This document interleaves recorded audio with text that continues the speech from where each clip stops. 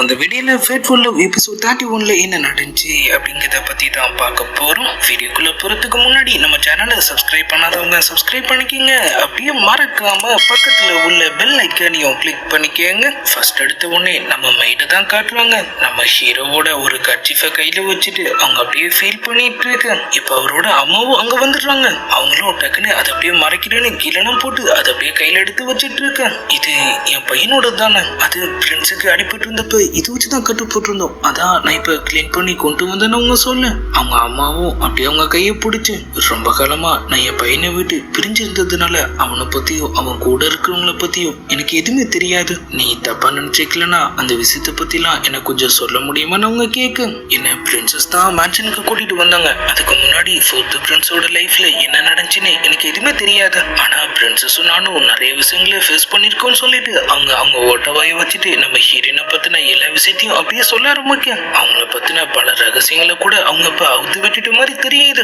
எல்லாத்தையும் கேட்டுட்டு அவங்களும் நம்ம மைடுக்கு தேங்க்ஸ் சொல்லு, உனக்கு எப்ப என்ன தேவைப்பட்டாலும் நீ என்கிட்ட கேட்கலாம், நான் கண்டிப்பா உனக்கு ஹெல்ப் பண்ணுவேன்னு சொல்றாங்க. இப்ப அப்படியே அவங்க ரூமை தான் காட்டுறாங்க. சில ஹேர்பின்ஸ் எல்லாம் அவங்க செலக்ட் பண்ணிட்டு இருக்க நம்ம ஹீரோவும் இப்ப அங்க வராரு. பயோ சீக்கிரம் உனக்கும் மேரேஜ் அக்ரிமெண்ட் ஓகே ஆனதோட அப்படியே இருக்கு. சீக்கிரமாவே உங்க ரெண்டு பேருக்கும் கல்யாணம் பண்ணி வைக்கணும்னு நான் ஆசைப்படுறேன். நான் என் ஐடென்டிட்டியை மறைச்சு வச்சிருந்தாலும் இப்பவும் நான் தானே அம்மா, உனக்கு ஒரு கல்யாணம் பண்ணி பார்க்கணும்னு எனக்கும் ஆசை இருக்கதெல்லாம் அவங்க கேட்க, அப்புறம் என்ன நம்மளும் லைட்டா குசியா தான் இருக்காரு.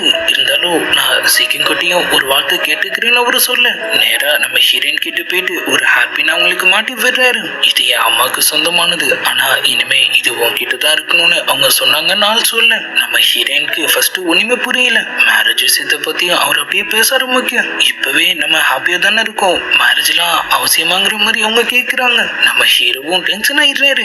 சிக்கிங் மேன்ஷனுக்கு வந்ததுல இருந்து நானும் பார்த்துட்டு தான் இருக்கேன். வெளி உலகத்தை பொறுத்த வரைக்கும் தான் நீ என்னோட பிரின்சஸ், ஆனா நீ ஒரு தடவை கூட என்ன உன்கிட்ட கூட நெருங்க விட்டது இல்ல. என்னை எப்போதுமே அவாய்ட் பண்ணிட்டு தான் இருக்க. என் ஃபீலிங்ஸ் கொஞ்சம் கூட நீ மதிச்சதே இல்லைன்னு ஆள் சொல்ல, அவங்களுக்கும் ஒரு மாதிரி கஷ்டமாயிடுது. நம்ம ஹீரோவும் லைட்டா அமைதியாயிட்டு, நான் உன்னை கட்டாயப்படுத்த நினைக்கல, என்ன மன்னிச்சிடுன்னு சொல்லிட்டு அப்படி அங்கிருந்து கிளம்ப, நம்ம ஹீரோயினும் அன்னைக்கு மலையில இருந்து விழும்போதும் சரி, பாய்சன் ஃபாரஸ்ட்ல அவங்க மாட்டிட்டு இருந்தப்பையும் சரி, நம்மால் அவர் உயிரை பத்தி கூட கவலைப்படாம அவங்கள காப்பாத்த நினைச்ச விஷயத்தெல்லாம் அப்படியே நினைச்சு பாக்குறாங்க. இந்த பக்கம் நம்ம ஹீரோவும் தனியா உட்காந்து அப்படியே சரக்கு போட்டுட்டு இருக்க, நம்ம ஹீரோயின் இப்ப அங்க வராங்க. இது கண்டிப்பா வெறும் ஒரு கனவு மட்டும்தான். கனவா இருந்தாலும் நம்ம என்னைக்குமே நம்ம எல்லைகளை மீறக்கூடாது. இருந்தாலும் இந்த ஒரு வாட்டி மீறலாம்னு நினைக்கிறேன்னு சொல்லிட்டு அவங்க அப்படியே நம்ம ஹீரோ கிட்ட எனக்கு ஓகேன்னு சொல்றாங்க. நம்மால் என்னன்னு கேட்க, மேரேஜுக்கு எனக்கு முழு சம்மதம்னு சொல்றாங்க. நம்ம ஹீரோவும் குசியா போயிடுறாரு. அப்புறம் என்ன ஒரே ரொமான்ஸ் தான். இந்த பக்கம் நம்ம ஹீரோவோட அம்மாவை தான் காட்டுறாங்க. நம்ம மைடும் இப்ப அவங்கள பார்க்க வர, நீ ஃப்ரீயா இருந்தீனா எனக்கு கொஞ்சம் ஹெல்ப் பண்ண முடியுமான்னு சொல்லிட்டு நம்ம ஹீரோ சைட்ல அவருக்கு ரொம்பவே விசுவாசமானவங்க நெருக்கமானவங்க பேர்லாம் அவங்க எழுதி வச்சிருக்கிறது அவங்க கையில கொடுத்து செக் பண்ண சொல்றாங்க. நம்ம மைடும் அப்படியே அந்த பேரெல்லாம் படிச்சு பார்த்துட்டு இருக்க, அதுல அவங்களுக்கு ஆகாத ஒரு பேரும் இருக்கு. அவங்களும் அதை அப்படியே காட்டுறாங்க. நல்ல வேலை நான் அதை சரியா கவனிக்கவே இல்லை. நீ மட்டும் இதை பார்க்கலன்னா பெரிய பிரச்சனையே இருக்கும். இது ஒரு சின்ன கிஃப்டா வச்சுக்கன்னு சொல்லி அவங்க பேங்க்லயும் கழட்டி அவங்களுக்கு மாட்டி விட, நம்ம மைடும் ஃபர்ஸ்ட் வேணான்னு தான் சொல்றாங்க. இது நான் உனக்கு ஆசையா கொடுக்குறது, நீ கண்டிப்பா வாங்கிக்கணும். அவங்களும் அப்படியே சிரிப்பை போட்டுட்டு இருக்க, என்னமோ ஒண்ணு சரியில்லைங்கிற மாதிரி தான் அப்படியே ஓடிட்டு இருக்க. இந்த பக்கம் நம்ம ஹீரோயினும் வெட்டிங் ட்ரெஸ்ல சமைய ரெடி ஆயிடுறாங்க. நம்மளும் இப்ப அப்படியே அங்க வர, இந்த ட்ரெஸ் எனக்கு நல்லா இருக்கான்னு கேக்குறாங்க. நம்ம ஹீரோவும் உனக்கு நல்லா இல்லைன்னா இந்த ட்ரெஸ் இந்த உலகத்துல வேற யாருக்கு நல்லா இருக்குங்கிற மாதிரி கேட்க, ரெண்டு பேரும் திரும்ப ரொமான்ஸ் பண்ண ரெடி ஆயிடுறாங்க. நம்ம சீஃப் மேடும் நடத்துங்கன்னு சொல்லிட்டு அப்படியே வந்து கிளம்ப, இந்த பக்கம் வெட்டிங்கான ஏற்பாடும் தடபுடலாம் நடந்துட்டு இருக்கு. நம்ம பைலியே இப்ப இங்க வர, அவரோட ஜூனியர் உள்ள பூந்து விளையாண்டுட்டு இருக்காங்க. எல்லா டிஷ்ஷுமே செமையா இருக்கு, நீ கொஞ்சம் ட்ரை பண்ணி பாரு. ஆனா நம்மளுக்கு அது எதுலயுமே இன்ட்ரெஸ்ட் இல்ல. அப்படியே தனியா உட்காந்து அவர் ஒரு பக்கம் சோக மியூசிக் வாச்சிட்டு இருக்க. இப்ப நம்ம ஹீரோவோட அம்மாவை தான் காட்டுறாங்க. நம்ம மைடு அவங்கள பார்க்க வர, எல்லா முக்கியமான கெஸ்ட் வந்துட்டாங்களா, அவங்களும் எல்லாரும் வந்துட்டாங்க. மேரேஜுக்கான டைமும் நெருங்கிடுச்சுன்னு சொல்றாங்க. நல்லதுன்னு சொல்லிட்டு அவங்களும் அப்படியே வந்து கிளம்ப, இந்த பக்கம் நம்ம ஹீரோவும் ஹீரோயினும் மேரேஜ் ட்ரெஸ்ல சும்மா வேற லெவல்ல இப்ப அப்படியே அங்க வராங்க. சுத்தி இருந்த அவங்க ஃப்ரெண்ட்ஸ் ஃபேமிலிலாம் ரொம்பவே ஹாப்பியா இருக்கு. நம்ம டாக்டர் கோதா முன்ன நின்று அவங்க கல்யாணத்தை நடத்தி வைக்கிறாரு. அவங்களும் வழக்கம் போல எவனுக்கெல்லாம் தலை வணங்கி அவங்க மேரேஜும் நல்லபடியா முடியுது. அடுத்த செகண்ட் நம்ம ஹீரோயினும் டக்குன்னு நம்ம ஹீரோவை கிஸ் பண்ணிடுறாங்க. எல்லாரும் நம்ம பிரின்சஸ் வேற லெவல்னு சொல்ல நம்மளும் அப்படியே பல்ல கட்டிட்டு நின்னுட்டு இருக்காரு. நம்ம ஹீரோயினும் சரி சரி வாங்க எல்லாரும் பின்னாடி வந்து நெல்லுங்கன்னு சொல்லிட்டு டக்குன்னு அவங்க பொக்கையை தூக்கி பறக்க விடுறாங்க. நம்ம ஹானான் அதை கேட்ச் பண்ண அவங்களுக்கு இந்த கல்ச்சரை பத்தி எதுவுமே தெரியல. ஆனா நம்ம ஹீரோயின் அடுத்து உங்களுக்கு தான் கல்யாணம் ஆக போகுது, ஹாப்பியா இருங்கன்னு சொல்றாங்க. அப்படியே அவங்க எல்லாரும் ஜாலியா என்ஜாய் பண்ணிட்டு இருக்கு. இப்ப அப்படியே சரக்கு பாட்டி தான் ஓடிட்டு இருக்கு.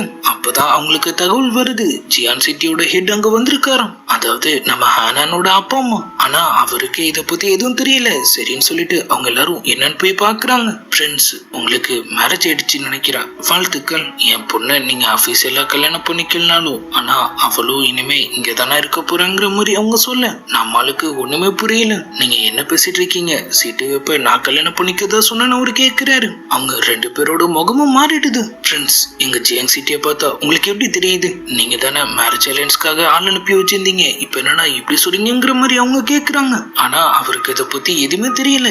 என்னது நான் உங்ககிட்ட மேரேஜ் அலையன்ஸ் பேசினா நம்ம ஹீரோயினும் டக்குன்னு ஃப்ரெண்ட்ஸ் அனுப்பின லெட்டர் இருக்கா, நாங்க அதை பார்க்கலாமான்னு கேக்குறாங்க. ஆனா ஜியாங்கோட லாடு லெட்டர்லாம் எதுவும் இல்ல, வாய் வார்த்தையா தான் சொன்னாங்க. அன்னைக்கு மிலிட்டரி கேம்ப்ல நடந்த விஷயம் எல்லாருக்குமே தெரியும், இருந்தும் என் பொண்ணை கல்யாணம் பண்ணிக்க மாட்டீங்கன்னா அதுக்கு என்ன அர்த்தம்னு அவங்க கேக்குறாங்க. நம்ம ஹீரோவும் அன்னைக்கு கேம்ப்ல எதுவுமே நடக்கல, நான் சீட்டுவை என்னோட தங்கச்சி மாதிரி தான் பாக்குறேங்கிற மாதிரி சொல்றாரு. அவங்களாலையும் அதுக்கு மேல எதுவுமே பேச முடியல. நம்ம ஹனானும் அவருக்கு சப்போர்ட் பண்ணு. அவங்களுக்கு நல்லாவே புரியுது எவனோ ஒருத்தன் கேப்ல பூந்து கெடாவட்ட பாத்துருக்கான்னு. நம்ம ஹீரோ நீங்க கொஞ்சம் வெயிட் பண்ணுங்க, கண்டிப்பா இத பண்ணது யாருங்கிறத கண்டுபிடிச்சு நான் உங்க முன்னாடி நிறுத்துற நாள் சொல்ல. நம்ம ஜியாங்கோட லாடு விஷயத்தை புரிஞ்சுக்கிட்டு அமைதியா அப்படிங்கிறது கிளம்பிடுறாரு. இந்த பக்கம் நம்ம ஹீரோவோட அம்மாவும் அதை பத்தி அவரை கூப்பிட்டு பேசுறாங்க. கண்டிப்பா இது பண்ணது யாருங்குத நீ சீக்கிரமா கண்டுபிடிச்சு ஆகணும், அப்படி இல்லைன்னா அவங்க நாளைக்கு பெருசா ஏதாவது பிரச்சனை கொடுக்கலாம். நம்மளும் கண்டிப்பான்னு சொல்ல அவங்களும் இந்த விஷயத்த எந்த பிரச்சனை இல்லாம முடிக்கிறதுக்கு என்கிட்ட ஒரு வழி இருக்குன்னு சொல்றாங்க.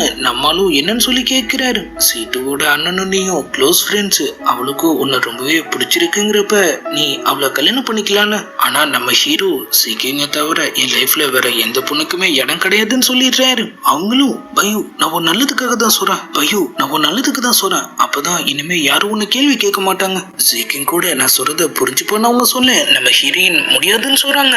என் லைஃபை யார் கூடயும் ஷேர் பண்ணிக்க நான் தயாரா இல்ல. அவங்களும் இதை எதிர்பார்க்கவே இல்லை.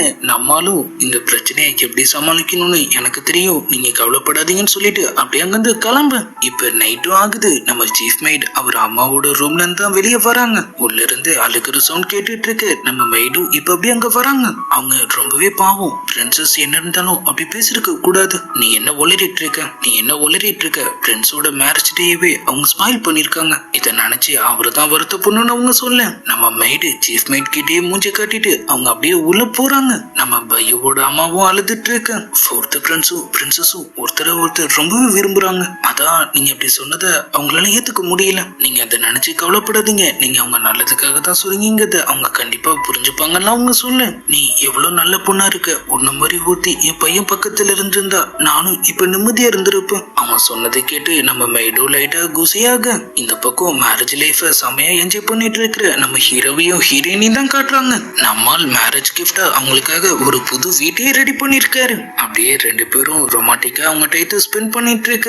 இப்ப அப்படியே அடுத்த நாள் ஆகுது. நம்ம மெய்டு அவசரமா வந்து அவங்கள பாக்குறாங்க. மேடம் வாங்க, உடம்பு சரியில்லை. நம்மளும் என்னாச்சுன்னு சொல்லி போய் பாக்குறாரு. அவங்களும் என்ன மன்னிச்சிடு பையோ, நான் உன் நல்லதுக்காக தான் அப்படி சொன்னேன், என்ன தப்பா நினைக்காதான்னு அவங்க சொல்ல நம்மளும் அதெல்லாம் எந்த பிரச்சனையும் இல்லைன்னு சொல்றாரு. அவங்க அப்படியே நம்ம சீக்கியம் கிட்டையும் அனுப்பி கேட்க நம்ம ஹீரோயினும் நீங்க சொன்ன விஷயத்துல எனக்கு உடன்பாடு இல்ல, மத்தபடி நான் அதை அப்பவே மறந்துட்டேன்னு சொல்றாங்க. சரி நீங்க அமைதியா ரெஸ்ட் எடுங்க, நான் அப்புறமா வந்து உங்களை பாக்குறேன்னு சொல்லிட்டு அவங்க ரெண்டு பேரும் அப்படியே அங்கிருந்து கிளம்பு. நம்ம மெய்டும் இப்ப அப்படியே உள்ள வராங்க. நான் தான் சொன்னேன் அவங்க ரெண்டு பேரும் கண்டிப்பா உங்களை புரிஞ்சுப்பாங்க, என் பையன் என்ன புரிஞ்சுப்பான்னு எனக்கு நல்லாவே தெரியும். ஆனா அந்த சீக்கிங் அவ மனசுல ஒருவேளை அவ என்ன ஒண்ணுமும் தப்பா நினைச்சிட்டு இருந்தா, அவங்களும் அந்த மாதிரிலாம் எதுவும் இல்லை, இருந்தாலும் நானும் உங்களுக்காக அவங்க கிட்ட பேசுறேன்னு சொல்றாங்க. அவங்க டக்குன்னு உனக்கு பையவை பிடிச்சிருக்குல்ல, நம்ம மைடும் ஒரு செகண்ட் சாக்காயிடுறாங்க. உன் கண்ணை பார்த்தாலே எனக்கு தெரியுது அவனோட கர்ச்சீஃப் அது ஒண்ணுமும் நீ தானே வச்சிருக்க, அவங்களும் மன்னிச்சிருங்கன்னு சொல்ல இதுல தப்பு எதுவும் இல்ல.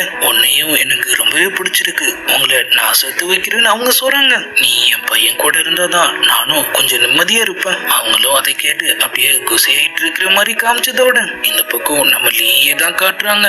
ஆள் ஒண்ணுமும் நம்ம ஹீரோயினே தான் நினைச்சிட்டு இருக்காரு. அவங்க கூட இருந்த ஞாபகங்கள்லாம் நினைச்சு ஆள் ஒரு பக்கம் ஃபீல் பண்ணிட்டு இருக்கிற மாதிரி காமிச்சதோட ஃபர்ஸ்ட் எடுத்த உடனே நம்ம லீயே தான் காட்டுறாங்க.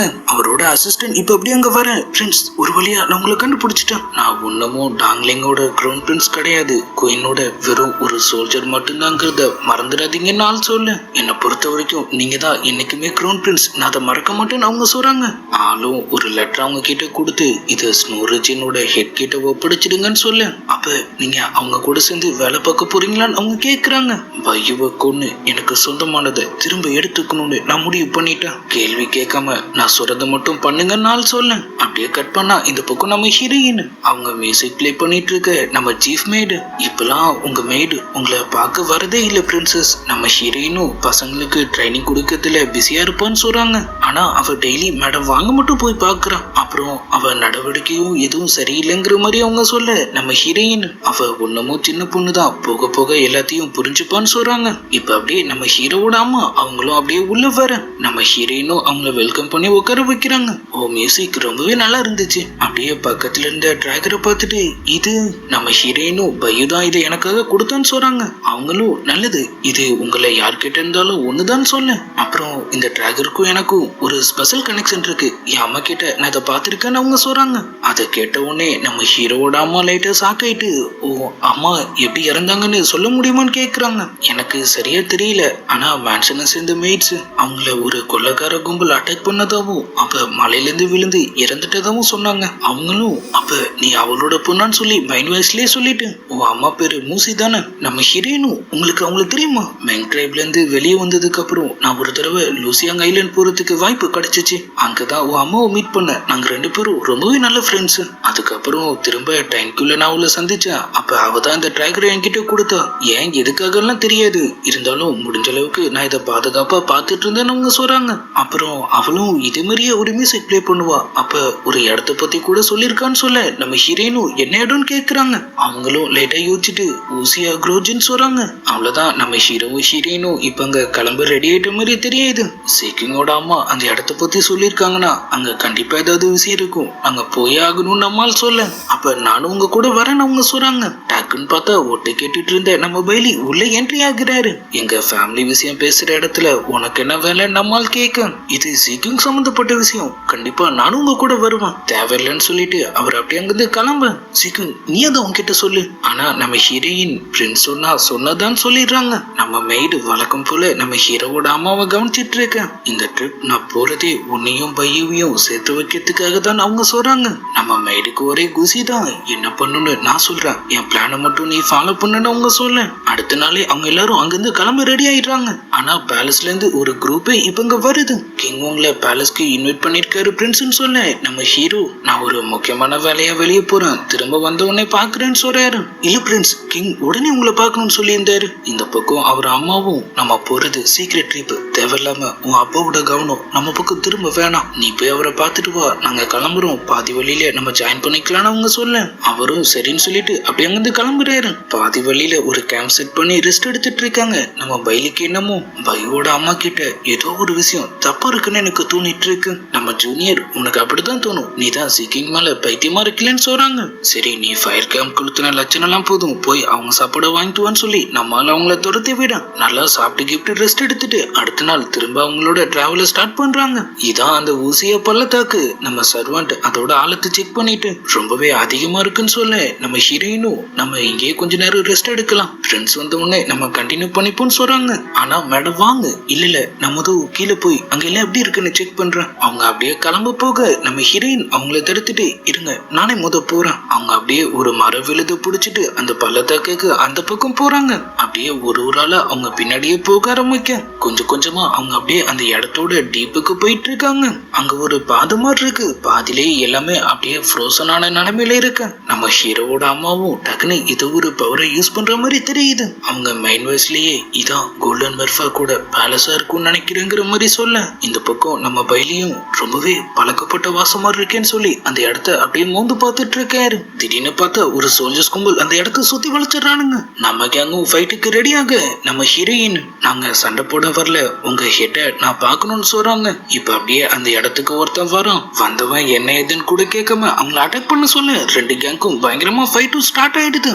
ஆளும் சிரிப்போட அங்கிருந்து சிம்மாசனத்துக்கு போறான். நம்ம சர்வன்ட் அவன் மண்டையில ரெண்டு வச்சு அவனை இழுத்து லாக் பண்ண நம்ம ஹீரோயினும் மரியாதையை சொல்லு, உங்க ஹெட் யாரு? அம்மா என்ன காப்பாத்துமான்னு சொல்லிட்டு அவ அப்படியே கத்த ஆரம்பிக்க. இப்ப இந்த இடத்துக்கு ஒரு லேடி வராங்க. நீங்களாம் யாரு? எங்க இடத்துக்கே வந்து என் பையனை அட்டாக் பண்றீங்களா? அட்டாக் பண்ணதே உங்க பையன் தான் சொல்லிட்டு நம்ம ஹீரோயினும் அவனை ரிலீஸ் பண்ண. இவங்களாவது கொஞ்சம் பொறுமையா நடந்துப்பாங்கன்னு பார்த்தா என் பையன் மேலேயே கையை வச்சுட்டீங்களே, உங்களை சும்மா விட மாட்டேன்னு சொல்லி நம்ம ஹீரோயினை போட்டு தள்ள வந்துடுறாங்க. அவங்களும் டிராகன் எடுத்து அவங்களுக்கு அப்படியே ஒரு மார்க் போடு, அப்பனா நீதான் அவளான்னு சொல்லிட்டு அவங்க கோவம் இப்ப இன்னமும் அதிகமாயிடுது. உங்க யாராலையும் இந்த இடத்தை விட்டு உயிரோட போக முடியாதுன்னு சொல்லிட்டு அவங்க அப்படியே அவங்க பவர்ஸை யூஸ் பண்ண ஆரம்பிச்சு அவங்க காட்சும் வெறி கொண்டு அவங்களை அட்டாக் பண்ண ஆரம்பிச்சிடுறானுங்க. அவங்களோட வித்தியாசமான பவர்ஸை சமாளிக்க முடியாம நம்ம கேங்கும் அப்படியே திணற ஆரம்பிக்குது. சில்வர் மெர்ஃபோ கூட பவர் என்னங்குதை இன்னைக்கு நீங்க பாப்பீங்கன்னு சொல்லிட்டு அவங்களும் அவங்க எனர்ஜி ஃபார்மை வேக்கப் பண்ணி அப்படியே அவங்க பவர்ஸை யூஸ் பண்றாங்க. அங்கிருந்த நம்ம கேங் மொத்தமும் ஃப்ரோசனாக ஆரம்பிக்குது. அங்கிருந்து பாறையில இருந்து ஒருத்தங்க அதை பார்த்துட்டு இருக்காங்க. சில்வர் மெர்ஃபோ கூட வீக்னஸ் அவங்க வெயிட் தான், அங்க அட்டாக் பண்ணுங்க. ஆனா அவங்க யார் கண்ணுக்குமே தெரியல போல. கடைசியா ஃப்ரோசன் ஆகிறதுக்கு முன்னாடி நம்ம பைலி அவளோட வைத்த அட்டாக் பண்ணுன்னு சொல்லிட்டு அப்படியே ஃப்ரீஸ் ஆக நம்ம ஹீரோயினும் அதே மாதிரியே பண்றாங்க. அடுத்த செகண்டே அவங்க கேங்கும் அவங்க பவர்ஸ்ல இருந்து வெளியே வருது. அங்க லாக் ஆயிருந்தவங்களும் இந்த பையன் யாருன்னு சொல்லிட்டு நம்மால ஆச்சரியமா பாக்குறாங்க. அந்த இடமே ஒரு செகண்ட் அமைதியா இருக்கு. அந்த சான்ஸை யூஸ் பண்ணி நம்ம ஹீரோவோட அம்மா ஒரு நேடில அப்படியே நம்ம ஹீரோயின் மேல சொருக போறாங்க. ஆனா நம்ம பைலியோட ஜூனியர் அதை பார்த்துட்டு அவங்கள தடுக்க போக கீழே விழுந்து அவங்க மண்டையில அடிபட்டு அவங்க மயக்கமாயிடுறாங்க. அவங்க யாருமே அதை நோட் பண்ணல போல. அங்க இருந்த அந்த லேடியும் திரும்ப அவங்கள அட்டாக் பண்ண ரெடியாக நம்ம பைலியும் டென்ஷன் ஆயிடுறாரு. எப்பொறுமையே நீங்க ரொம்ப சோதிக்கிறீங்கன்னு சொல்லிட்டு ஆள் அப்படியே அவர் பவர்ஸை யூஸ் பண்ண ஒரு பயங்கரமான சத்தத்தோட ஒரு கோல்டன் பவர் வந்து அவங்க எல்லாரையுமே காதி கலங்க வச்சிடுது. அந்த லேடியும் கோல்டன் மெர்ஃபாக்கு அந்த பக்கம் மாட்டிட்டு இருந்தவங்களும் நீ என்னோட பையன் மகனே மகன்னு சொல்லி அவங்க ஒரு பக்கம் கதற ஆரம்பிக்க மேடம் வாங்கும் அது எல்லாத்தையும் சைலண்டா பாத்துட்டு இருக்காங்க. அங்கிருந்த ஒரு கோல்டன் ஸ்பியர் எடுத்துட்டு நம்மால் அவங்களை அப்படியே போட்டு தலை வராரு. மாஸ்டர் எங்களை மன்னிச்சிடுங்க, நாங்க கோல்டன் மெர்ஃபா கூட விசுவாசிகள். அப்புறம் எதுக்காக எங்களை கொல்ல பார்த்தீங்க நாள் கேட்க அதுக்கு காரணம் அவதான், அவன் நம்ம எதிரின்னு சொல்லிட்டு நம்ம ஹீரோயினை கை காட்டுறாங்க. நம்மாலும் மத்த கோல்டன் மெர்ஃபாக்ஸ் அவர் அப்பா அம்மாவை பத்திலாம் அவங்க கிட்ட கேட்கிறாரு. அவங்க எல்லாரும் நான்சோல நடந்த அட்டாக் அப்பயே இறந்துட்டாங்க. பல வருஷங்களுக்கு முன்னாடி நான்சோ பேலஸ்ல நடந்த ஒரு விருந்துக்கு மெர்ஃபாக் ட்ரைப் கலந்துக்க போயிருந்தோம். அப்பதான் திடீர்னு ஐலாண்டர்ஸ் எங்களை அட்டாக் பண்ணாங்க. கோல்டன் மெர்ஃபாக் ட்ரைபும் அவங்க கிங்கான உங்க அப்பாவும் ஒரு அரணை நின்று எங்களை பாதுகாத்தாங்க. அப்பதான் அந்த ரெட் கோல்டன் ஸ்கேலால அந்த ஐலாண்டர்ஸ் கொல்ல முடியுங்கிறது அவங்களுக்கு தெரிஞ்சிச்சு. கிங் அவரோட கோல்டன் ரெட் ஸ்கேல தியாகம் பண்ணி அதை அங்கிருந்து வாரியர் ஸ்கேல கொடுத்தாரு. அதையே அங்கிருந்த மொத்த கோல்டன் ட்ரைப்ஸும் ஃபாலோ பண்ணாங்க. ஆனா அது இல்லாம அவங்களால உயிர் வாழ முடியாது. மொத்த கோல்டன் மெர்ஃபாக் ட்ரைபும் அங்கேயே அழிஞ்சிட்டாங்கன்னு அவங்க சொல்ல அவ சொல்றதை நம்பாதுன்னு சொல்லிட்டு செயல இருந்து அவர் அம்மாவும் அப்படியே கத்திட்டு இருக்காங்க. நம்ம பைலியோ நேரா வந்து நம்ம ஹீரோயின் கையில இருந்த அந்த டிராகரை அப்படியே பாக்குறாரு. இது உண்மையிலேயே உன் அம்மாக்கு சொந்தமானது தானா? நம்ம ஹீரோயினும் பைலி என்ன நடந்துச்சுன்னு தெரியாம அவசரப்பட வேணாம்னு சொல்றாங்க. செயல இருந்த நம்ம ஹீரோவோட அம்மா நீ எதுக்காக இப்ப கோவப்படுற? ஒருவேளை அவங்களும் அன்னைக்கு ஃபைட் பண்ண ஒரு வாரியரா இருந்திருக்கலாம்னு சொல்ல நம்ம பைலி சீக்கிங் ஒரு ஐலாண்டர், அப்ப அவ அம்மாவோ கண்டிப்பா ஒரு ஐலாண்டரா தான் இருந்திருக்கணும். ஆள் அவங்கள அட்டாக் பண்ண போக நம்ம அசிஸ்டன்ட் டக்குன்னு குறுக்க வந்துடுறாரு. அவங்க சொல்றத மட்டும் வச்சு அவசரப்பட்டு நீ எந்த முடிவுக்கும் வராது நாள் சொல்றாரு. ஒரு பக்கம் அவர் அம்மாவும் அவ பொய் சொரான்னு சொல்லி கதறிட்டு இருக்க. சில்வர் ட்ரைபோட ஹெட்டும் அவங்க பையனும் திருட்டுத்தனமா சிரிப்பு போடுறாங்க. நம்ம பைலி வர யார் சொல்றதையும் கேட்க மாட்டாரு. கோல்டன் மெர்ஃபாக்கா நான் உங்களுக்கு ஆணையிடுறேன் இவங்களை கைது பண்ணுங்கன்னு சொல்ல சில்வர் ட்ரைபும் அடுத்த செகண்டே அட்டாக் பண்ண ரெடி ஆயிடுறாங்க. நம்ம ஹீரோயின் அவங்க என்னதான் பிடிக்க நினைக்கிறாங்க, நீங்க எப்படியாவது இங்கிருந்து தப்பிச்சிருங்க. ஆனா நம்ம அசிஸ்டன்ட் கேட்க மாட்டாரு, இங்கிருந்து போங்கன்னு சொல்லிட்டு அவங்களும் டக்குன்னு போய் அவங்க எல்லாரையும் அட்டாக் பண்ண ஆரம்பிக்க அவங்க ஹெட்டும் அவங்க ஆளுங்களும் செமையா வாங்கி கட்டிக்கிறாங்க. ஆனா நம்ம பைலி அவரோட எனர்ஜி ஃபார்மை யூஸ் பண்ணி நம்ம ஹீரோயின் அட்டாக் பண்ணிடுறாரு. அவங்களும் செமையா காயப்பட்டுறாங்க. அதே நேரத்துல நம்ம ஹீரோவும் இப்ப அங்க வர ஆளுக்கு ஒரு செகண்ட் ஒண்ணுமே புரியல. குறுக்க வந்து அவரும் வாங்கி கட்டிக்கிறாரு. அவர் அம்மா வர ஒரு பேரியரை கிரியேட் பண்ணிடுறாங்க. நம்ம ஹீரோயின் அதுக்கு அந்த பக்கம் மாட்டிட்டு இருக்கு. சீக்கிரமா ரிலீஸ் பண்ணுங்க. இல்லப்பா இது ரிலீஸ் பண்ண முடியாது, கொஞ்ச நேரம் கழிச்சு அதுவே தான் ரிலீஸ் ஆகும். அதுக்குள்ள நம்ம ஹீரோயினை தூக்கிட்டு அவனுங்களும் அப்படியே அங்கிருந்து கிளம்பிடுறானுங்க. நம்ம கேங்கும் ஒரு வழியா அந்த இடத்தை விட்டு வெளியே வர பார்த்தா அங்க கடல் இருக்கு. நம்ம ஹீரோ எங்கேயோ பார்த்த மாதிரி இருக்கு. கார்ட்ஸ் எல்லாம் இப்ப அங்க வந்துடுறானுங்க. பார்த்தா அது லூசியாங் ஐலாண்டு. நம்மளும் மாஸ்டர் லூவை போய் மீட் பண்றாரு. அவரு அம்மாவையும் அவருக்கு இன்ட்ரடியூஸ் பண்ண. சின்ன வயசு டாவ் வேற ஆள் சமகுசியா போயிடுறாரு. ஃபனியூ இது உண்மையிலே நீதானா? அவர் ஒரு பக்கம் அவங்க கிட்ட வலியுறத பார்த்துட்டு அவர் ஒய்ஃபும் லைட்டா டென்ஷன் ஆகுறாங்க. பைலியோட ஜூனியர் அன்கான்சியஸ் ஆன நிலைமையில இப்ப அவங்க கூட தான் இருக்காங்க. நம்ம லூ மாஸ்டர் உள்ள கூட்டு போங்க, எல்லாத்தையும் நான் பாத்துக்கிறேன்னு சொல்ல நம்ம ஹீரோவோட அம்மாவும் நம்ம மைட் கிட்ட நீ போய் அவங்களுக்கு ஹெல்ப் பண்ணுன்னு சொல்லி அவங்களே அனுப்பி வைக்கிறாங்க. நம்ம ஹீரோ காலில் பயங்கரமா அடிபட்டிருக்கு. டாக்டர் இது மெர்ஃபக் பாய்சன், ஆன்டிடோஸ் கொடுத்தாச்சு, ஆனா தண்ணி மட்டும் படாம பாத்துக்காங்கன்னு சொல்லிட்டு அப்படியே அங்கிருந்து கிளம்ப.